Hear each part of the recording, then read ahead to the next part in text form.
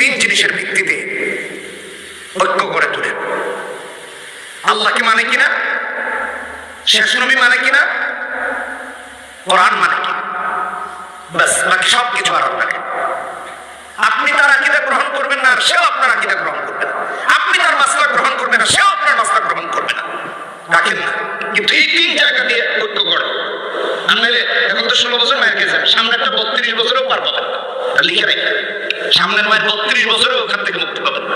12-13 বছর আলেমরা জেল খেটেছেন না, কথা বলেন না কেন?